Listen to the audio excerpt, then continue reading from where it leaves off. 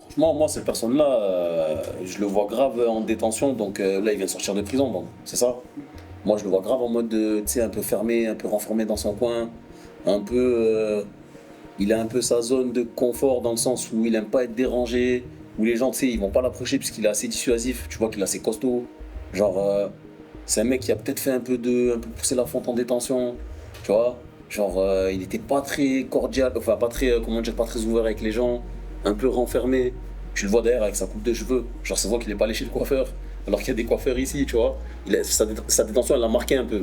Et on dirait que ça l'a renfermé et que ça a accentué en fait chez lui un côté en fait ouais un côté du coup ben un peu rustre, tu vois.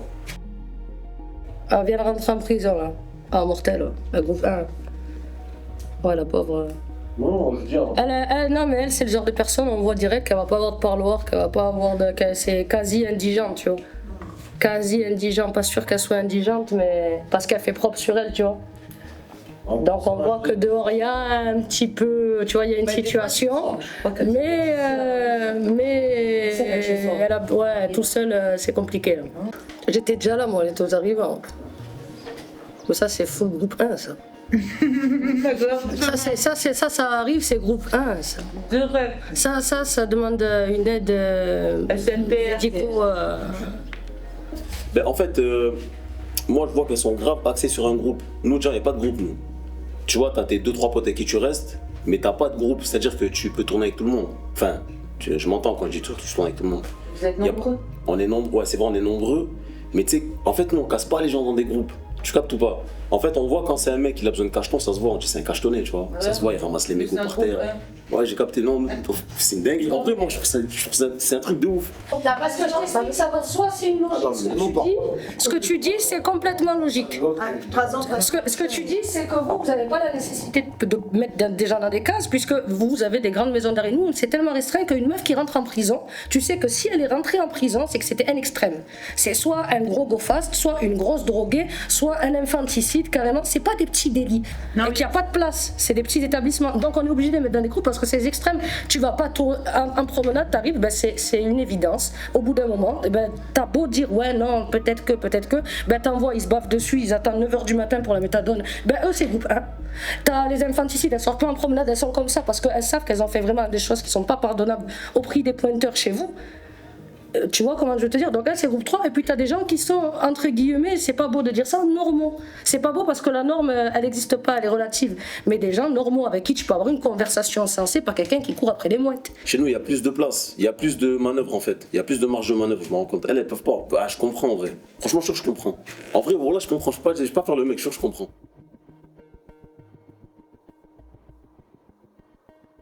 Honnêtement, sans être pessimiste, ou c'est pas de la moquerie, mais franchement, si jamais tu veux qu'elle sorte en étant une vaillante, faut vraiment que physiquement elle ressemble plus à ça quand elle sort. Ben là, elle a fait 96 heures de garde à vue, même nous on avait une tête laisse tomber. Mais après, quand on est dehors, on n'est pas comme maintenant.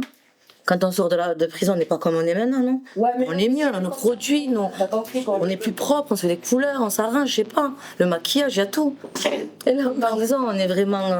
Ah sûr, on n'a rien ici. Mais on n'a rien ici. Je suis pas tout à fait satisfaite du dossier que je viens de lire. Ça fait quelques mois que je suis votre parcours, depuis que vous êtes sorti de prison. Et je dois avouer que je suis un peu dubitative sur là où vous en êtes. La plupart des gens à ce stade-ci de leur sortie ont quand même une situation un peu pérenne, ou en tout cas ont essayé. Vous êtes sorti, si je me rappelle bien, le 23 novembre 2023. Nous sommes le 19 juin 2024. Et qu'avez-vous fait, madame ? Eh bien, dans un premier temps, moi j'ai mis un petit peu de temps quand même à trouver un endroit bien où être, quoi. C'était pas hyper facile là au début. Et puis j'ai rencontré quelqu'un, alors il y a eu le début de la relation, le début de la confiance, vraiment quelqu'un de bien. Et j'ai travaillé sur le projet là. Je suis allée rencontrer du monde, j'ai rencontré... Attendez, quel projet ? Eh bien mon projet de restaurant. Quel projet de restaurant ? Ça, vous ne l'avez pas mis dans le dossier, ça. Parce que vous savez, vous êtes censé nous dire au fur et à mesure vos progrès et comment vous vous réinsérez. Ouais, En fait, on a travaillé avec les filles. Là, on s'est. Quelle fille? En fait, avec les filles avec qui j'étais incarcérée, là, à la prison, on a. Attendez, le projet dont vous parlez, c'est Ouais. quelque chose que vous allez faire avec des filles avec qui vous étiez C'est ça. incarcérées. Exactement, oui. C'est Et ça. vous pensez que c'est un projet qui est raisonnable? Pour démarrer un projet ensemble, le mieux, c'est vraiment de se connaître. Non. Écoutez, madame, là, il faut que vous reveniez à la réalité. Vous venez de sortir de prison après, je me rappelle bien, 3 ans. Ouais. D'accord? Mm. Pour des affaires de stupéfiants.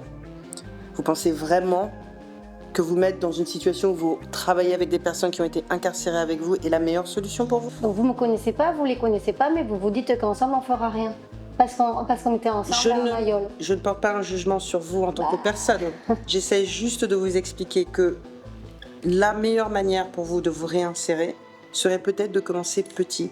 Monter une entreprise, c'est quelque chose qui demande beaucoup d'efforts, beaucoup d'énergie, beaucoup de moyens. Et comme j'ai fait de la prison, j'ai pas ni la Non, capacité, ni l'effort, ni les moyens, vous me connaissez pas. Madame, je vous dis tout simplement qu'il faut commencer petit à petit. Si vous y allez trop, si vous mettez un objectif qui est inatteignable dès le début, vous n'allez pas y arriver. Et moi, je suis là pour vous dire la vérité et vous donner la réalité des choses en dehors. Je vous suis. Alors, si c'est mon rêve, si ça me motive, comment vous m'aidez alors pour que je fasse étape après étape? Vous me dites juste, c'est fini? Pensez petit, vivez petit? Moi, je vous dis, c'est mon rêve. Vous avez bien des rêves, vous. Il n'y a personne qui vous a dit, j'espère, hein? Vous n'y arriverez jamais. Peut-être qu'on vous a aidé. Moi, il n'y a personne qui m'a aidé. Hein. Donc moi, je croyais que c'était votre travail de me donner, peut-être, j'ai un rêve. Vous n'allez pas descendre mon rêve comme s'il n'existait pas. Vous me donnez des étapes. Hein. C'est comme ça donc qu'on fait. Alors, il y a des solutions. Je ne dis pas qu'il n'y a pas de solution et je ne dis pas qu'on ne peut pas vous aider. J'essaie juste de remettre un petit peu de réalisme dans le projet. Moi, je peux vous aider en vous trouvant une situation dans une entreprise, dans la restauration, où vous allez être pris sous l'aile de quelqu'un qui a beaucoup d'expérience, qui va pouvoir vous montrer un petit peu les ficelles.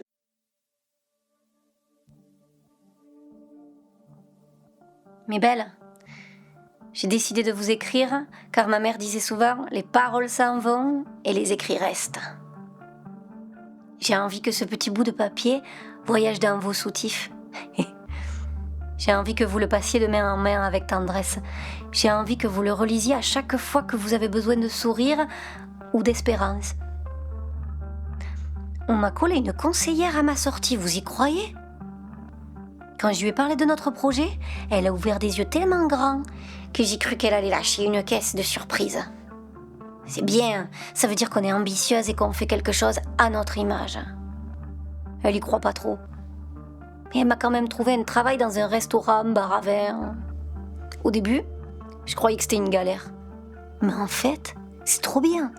Avant même que notre bar soit ouvert, je peux prendre des bons réflexes, gérer de la clientèle, être active. Et ça me donne plein d'idées pour nous. Hein. La concurrence arrive fort de Mayol. La propriétaire est sévère, mais c'est comme ça que les choses marchent, avec la discipline, la bonne humeur.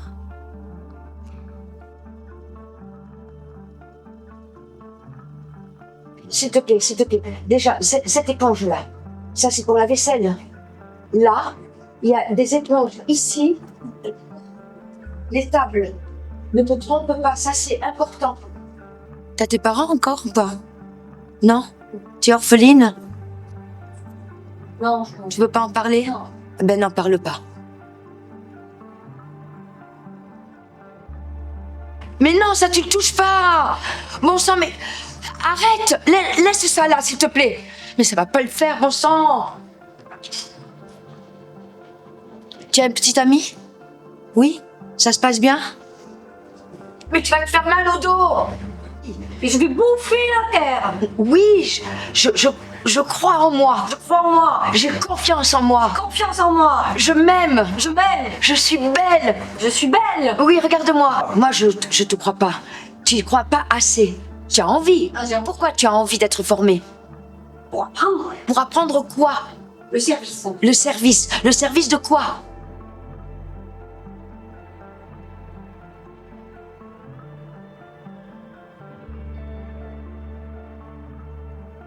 Maintenant, asseyez-vous.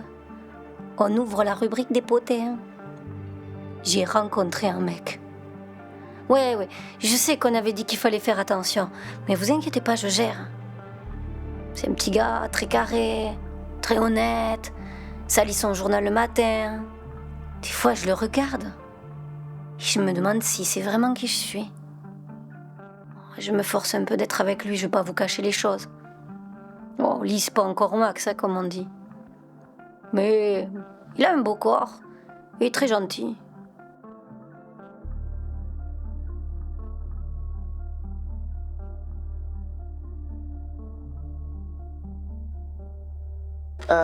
Votre ex-conjoint, Mehdi, il a été libéré il y a une semaine. Donc il est en liberté en ce moment. Et je voulais vous prévenir quand même, parce que je sais que l'une des raisons pour lesquelles vous êtes devant moi, c'est un peu à cause de lui.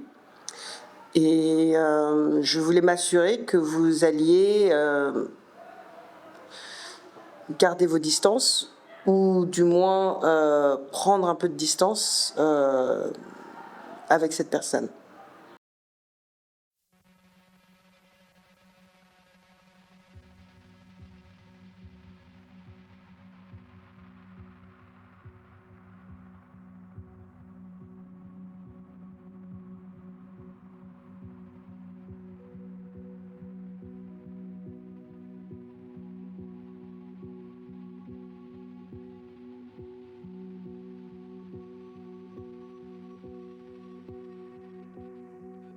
Bah, si c'est quelqu'un d'ici, je pense que la dernière fois, je sais pas si je peux en parler, mais j'avais évoqué, tu sais, le fait qu'il ait eu un ami d'enfance, qu'en gros il a toujours esquivé, etc., parce qu'il préférait rester avec d'autres personnes.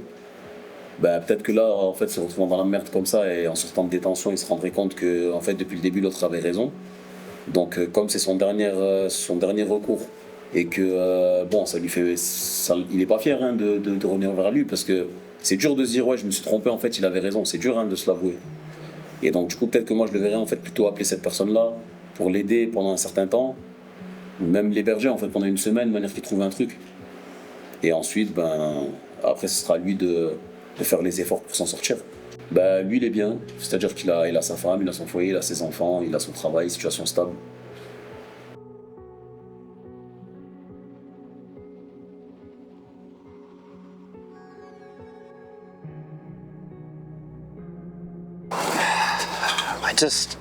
I have to ask you, what is going on?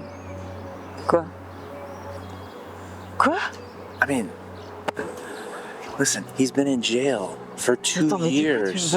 Quoi? Mais He's been sleeping next to other men for 2 de years. quoi tu viens me And parler then de lui? Mais je m'en fous. Mais it's a barbecue. You're dressed like we're in a nightclub. Look at what you're donc je ne peux pas wearing. m'habiller comme je veux. You look great. It's a compliment. I adore Ah, you. bien sûr, ah oui, bien sûr. Super hot. But I mean, for him, it's kind of like, I don't know, it's maybe... Arrête, franchement. Bon, ça a envoyé un message un peu compliqué, quoi. Ah ouais, mais je peux envoyer des messages encore plus compliqués si tu veux, y a pas de problème. Ah ouais.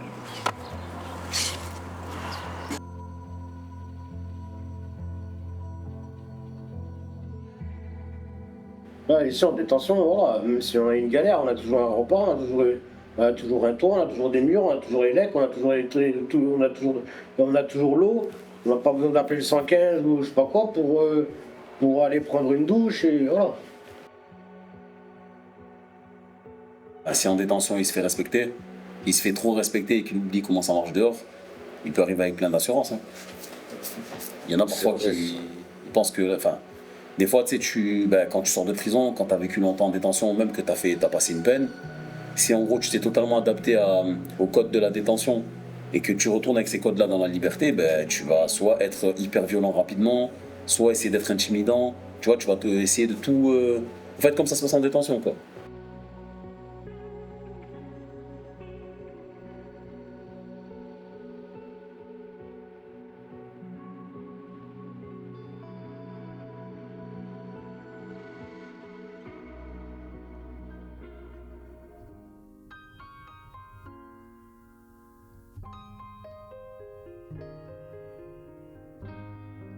parce qu'il sait pas du coup si c'est elle, c'est pas elle, il est pas sûr de lui.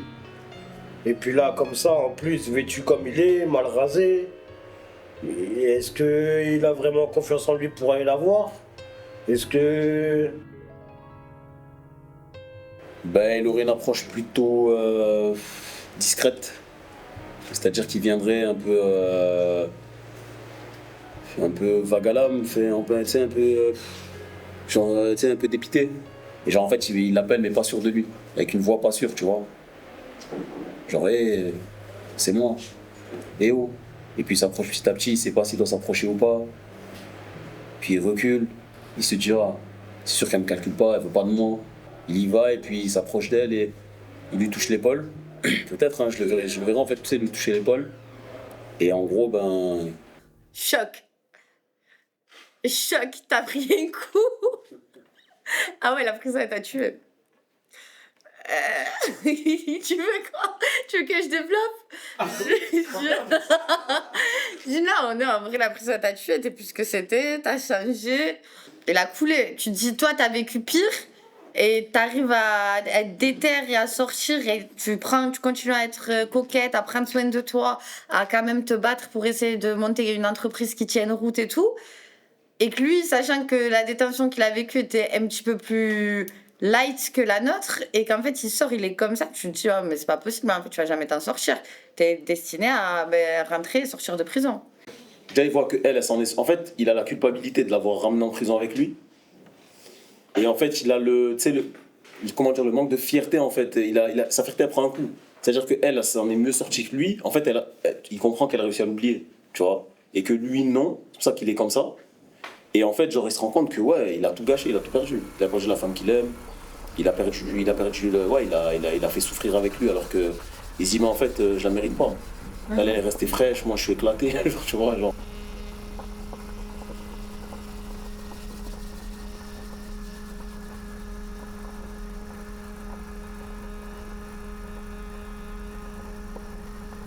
En fait, en gros, ça un double tranchant.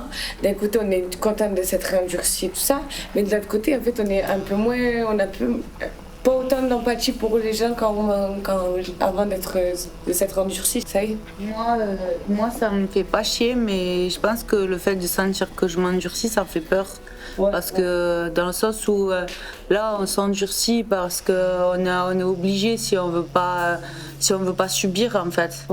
Comme ça tu es prêt à ce qui va t'arriver, t'es là quoi mentalement. Mais en sortant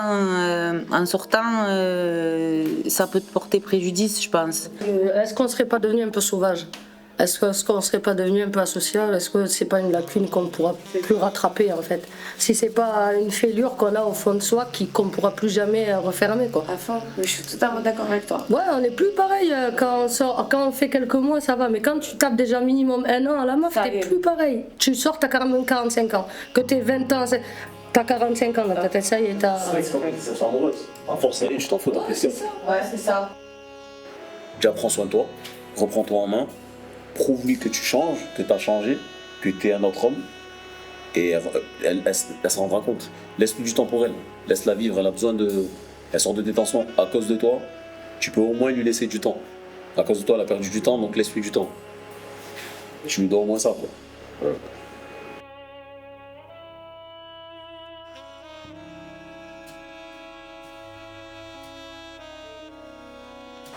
Alors comme ça, tu es un ami de John? Ouais, je suis ami de John. Ouais. Un ami de longue date peut-être? Ouais.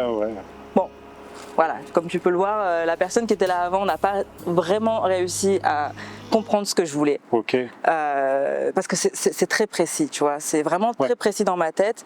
Mais je pense que déjà quand t'es arrivé, je t'ai senti. Je pense qu'il y a moyen qu'on puisse se comprendre, enfin, que tu me comprennes en fait, parce que c'est le plus important, parce que tout le monde n'arrive pas à saisir ce que je veux communiquer, mais voilà. Mais du coup, ouais, dis-moi qui tu es, Mehdi. On peut se tutoyer? Bien sûr. Ok, super.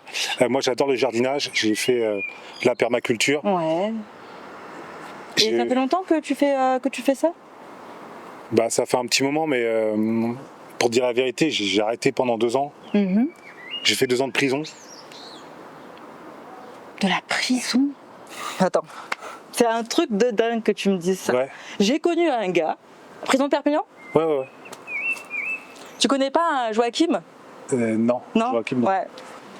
Je t'accueille, toi, Mehdi. Une sortie de prison, peut-être t'as tué quelqu'un, mais c'est pas grave. J'ai pas tué quelqu'un, j'ai vécu 2 ans. J'ai pas tué quelqu'un. D'accord. Ok. Ça m'aurait pas dérangé. Hein. Non. Parce que ça m'arrive souvent d'avoir envie de tuer des gens, mais je suis en paix maintenant. J'avais un jardin, mais sublime, le plus beau du quartier. D'ailleurs, j'étais obligée de fermer parce que tout le monde passait. Le jardin de Madame Jade. Et au départ, ça me dérange pas. Je suis beaucoup dans le partage et je connais le pouvoir des plantes. Quelqu'un qui passe, qui n'est pas bien, c'est cet état un peu où tu sais pas qui tu es, okay. Des problèmes dans la vie et tout. Tu passes devant mon jardin, tu vois une fleur, bam, Ouais, je vois. Donc il me faut des fleurs, beaucoup de fleurs. J'aime les fleurs, mais je peux passer du temps. T'as déjà observé une fleur? Ouais, bien sûr.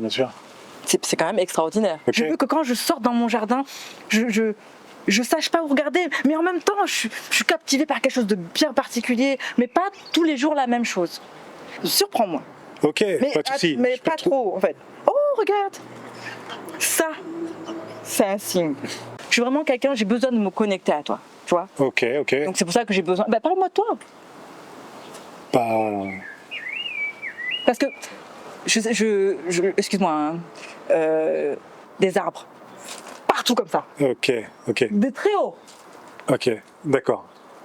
Et vraiment haut, hein. Ouais. J'aimerais quelque chose, je veux un baobab.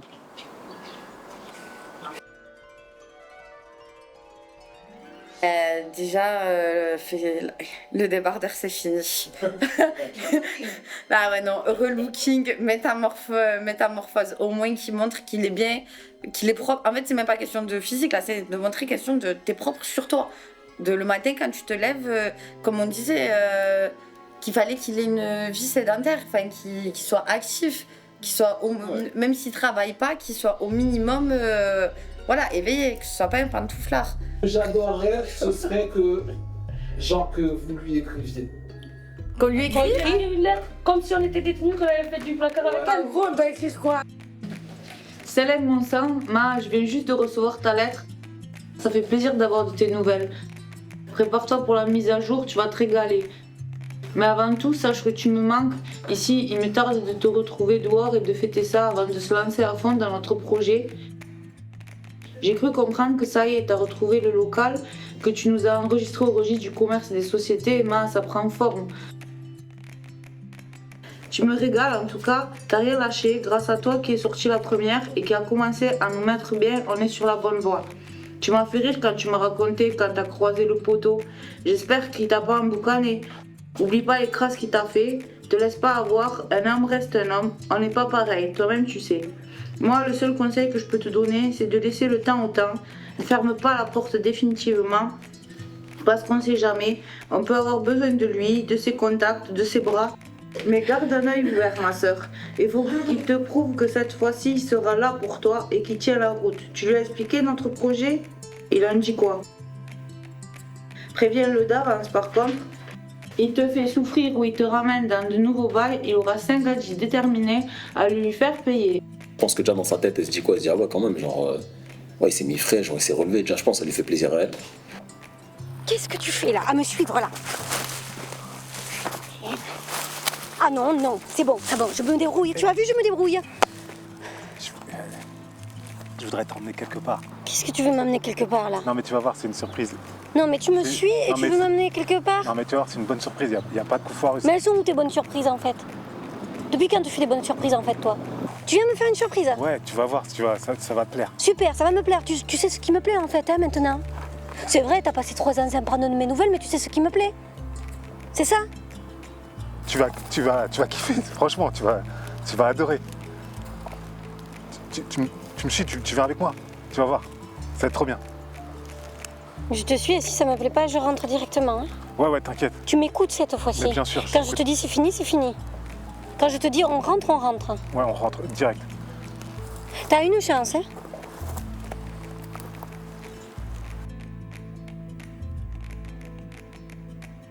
Je lui laisse quand même l'opportunité de pouvoir me montrer, de me dire ce qu'il a à dire, mais sans pour autant être à fond, quoi. Je reste sur mes réserves.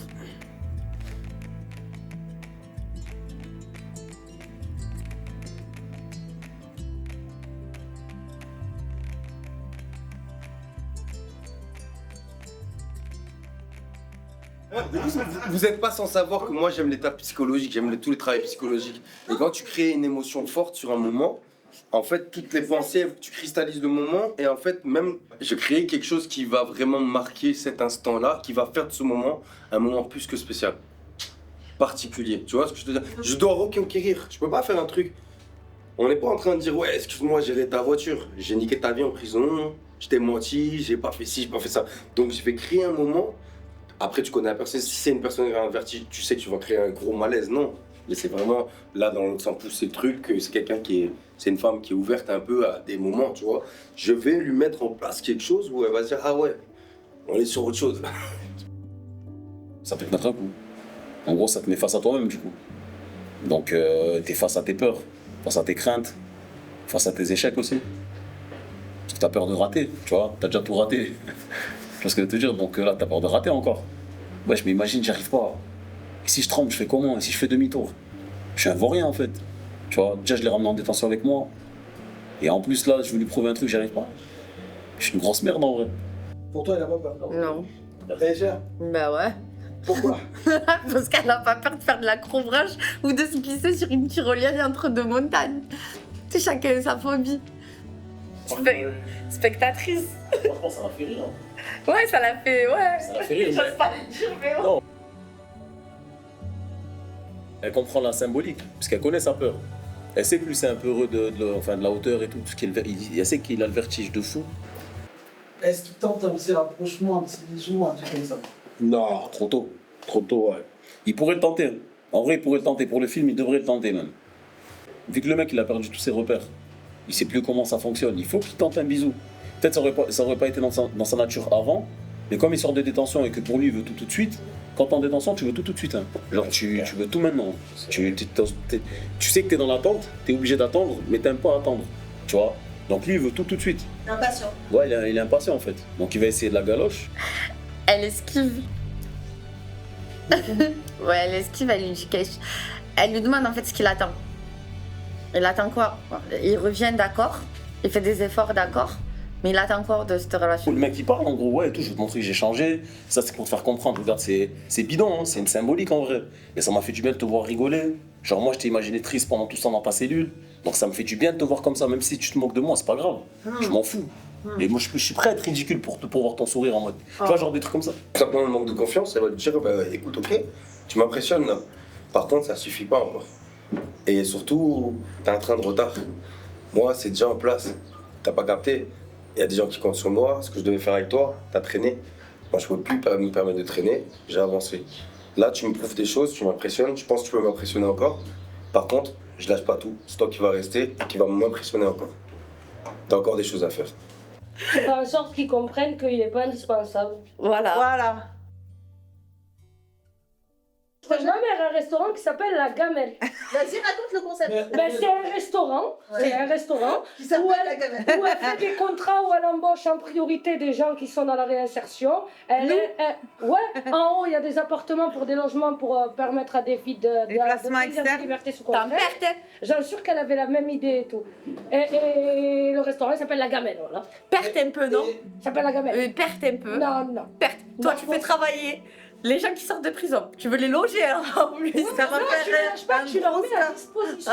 Des placements sous contrainte. Elle veut mettre des placements sous contrainte. Non, tu les aides à monter les dossiers. Ouais, c'est ça, c'est les conditionnels, ils s'appellent comme ça. Ouais, c'est vrai, ça existe. Quand quelqu'un il fait une peine et qu'il n'est pas assisté dehors et que tu vois, il peut y avoir des gens qui disent écoutez, ça lui met un cadre. Restaurant où il fait des contrats pendant 1 an et tout, et tu vois, t'as des papiers et tout, t'es bien, mais il faut aller travailler à La Gamelle. Tu vas l'ouvrir.